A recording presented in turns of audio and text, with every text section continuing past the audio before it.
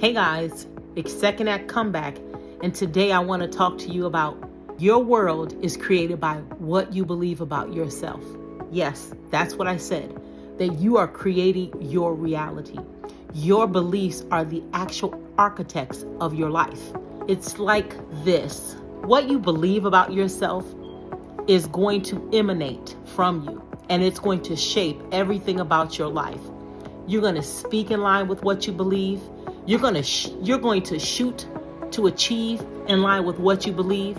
And it's like the belief is the ceiling. You're never going to be able to go above the ceiling of what you truly believe. You know, for me in my life, you know the story. I have actually stepped into entrepreneurship after being terminated from my last job. Well, in the spirit of transparency, as I am working to get this business profitable, there's some life changes happening around me that would necessitate that I need steady stream of income. So with that being said, I am still working my business, and I anticipate that my business will be extremely successful. However, in the interim, in this season, I have decided that it is best for me to go back to a work where I'm going to have a predictable paycheck however often that is. Well, I've applied for a few jobs and actually have gotten some traction on let me share with you two positions that became available to me. One of them, when I was interviewed, very good interview, they were interested in me. And when she proceeded to tell me what the job paid, I said, absolutely not. That is way outside of what I am worth, what I'm going to bring to the table. And I'm absolutely, that's not acceptable. So in the face of reality says, no, common sense would say, nah, practical reasoning would say, no, maybe you should take this job, even if it's not paying what you wanted to pay. But I know what I'm worth. I have a belief about what Juliet brings to the table, what Juliet's going to provide. And for the short season that I'm going to be working, the company that I'm going to work for is either going to see that and pay me accordingly, or I will find it somewhere else. So I kindly thanked her for the opportunity and declined any further conversations about this job because they were not willing to come up with the pay that I requested. With that being said, I ventured into another interview and another job, and they really liked me. They wanted me. However, they wanted me to work, weekend hours and hours that I am no longer willing to give up because I have a framework around what my life looks like. I am defining my life, not some employer. I am defining it. Whether someone, the world would say to me, well, you're starting new with a company. You have to go out and do whatever it is they're requiring you to do. You have to work the hours they're requiring you to work. No, I don't. I shape my reality. So in speaking with this particular employer, I told them, thank you, but no thank you. I don't work those hours. That does not correspond with my life. If I were to take that particular job, I would not be able to continue to work my business. So again, I declined in the face of, one would say, well, what are you going to do? You need a steady stream of income. But I know what I believe about myself. I know what I believe about my provider. And I said, I will not. Lo and behold, another opportunity comes up. My goodness, it's something that I have been interested in even as an operations manager, but just had never, at that time, the limiting belief said, nah, you can't get that job. Well, they actually called me about an interview for this particular position. The interview went extremely well. Got hired the gentleman offered me a job on the phone of the interview. And when we proceeded to talk about money, he named the amount, and I said, absolutely not. That is way less than what I'm willing to work for. On that phone call, before we hung up, he brought the offer up tens of thousands of dollars. And I mean, double digit, tens of thousands, more than what I made prior to becoming an entrepreneur. At that point, he mentioned the hours. The hours were exactly in line with what I wanted. No weekends, would allow me to continue to work my business. And of course, I said yes. So I start that opportunity next week. The reason I mention all of that is to tell you I have a certain belief about my life, what it's supposed to look like, who I am, and what I bring to the table. And because I believe that, I approach life in that manner. I approach making decisions in that manner. I approach accepting offers in that manner. And because I believe that about myself, because I believe that I deserve to have the life that I desire, the life that allows me to continue to work the purpose of God for my life and experience those within the parameters of which I'm calling for, that is my new reality.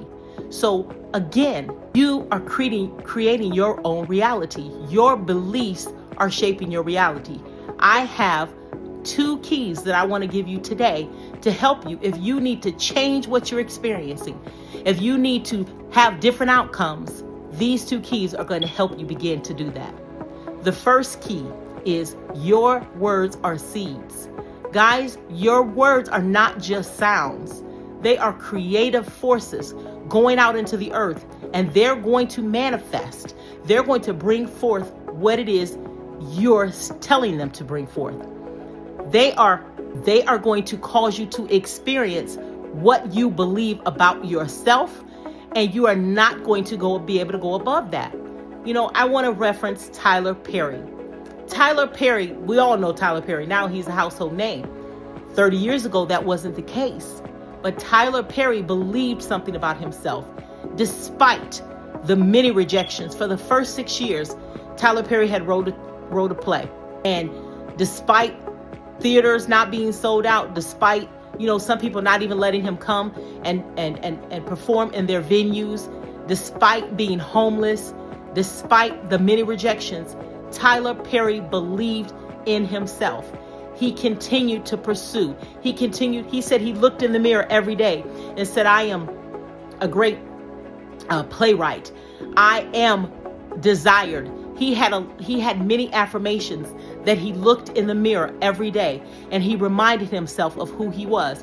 Tyler Perry did not step off and step away from what he believed about himself. He continued to let his words use the explosive power that's within them, and he spoke words that affirmed who he was. He spoke words that created his reality in the earth. He used the soil of his subconscious mind. Words have ripple effects. And as you speak the right words over and over again, you begin to create the momentum to cause your words to manifest what it is you want in your life. Words, guys, the power of life and death are in your words.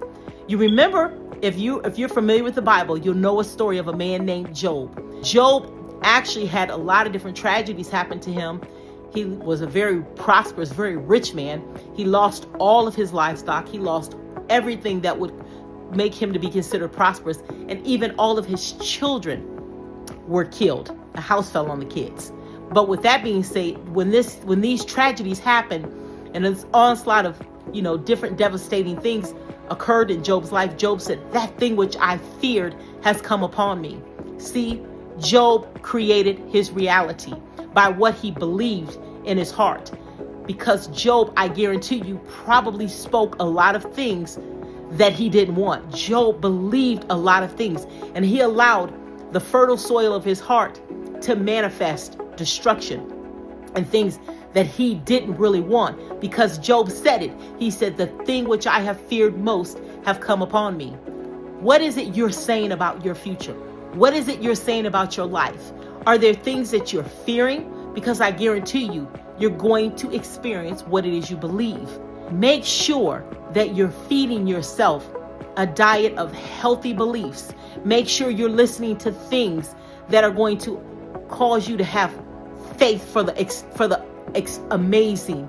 Make sure that you're going to listen to things and people that are going to surround you with belief in you. Because when you begin to believe internally and speak outwardly, you're going to experience the life that you're believing for. The number 3 key that I want to speak to is faith without action is dead. So you have to put work behind what you're saying. You have to have repeated, intentional actions that are going to build momentum. Despite what you're experiencing. See, what you're experiencing in your life today is a result of what you believed 6 months ago.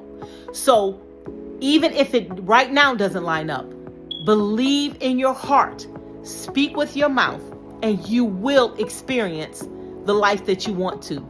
Faith is the words and the actions that you take to create the reality that you want. And as you are resilient, as you are persistent, as you continue to beat down the door, as you continue to believe and speak, let those explosive words come out of you, your reality will change and you will experience the life that you desire. So guys, remember, words have power, creative power. They're explosive. And what you believe inwardly is going to manifest outwardly. So what is it? Whatever you're experiencing is what you believe about yourself. If you want to see something different, believe and say something different. All right, guys, if you like what I said, like, share, and subscribe to my channel. Also, turn on the notification bell so that you know when I upload a new video.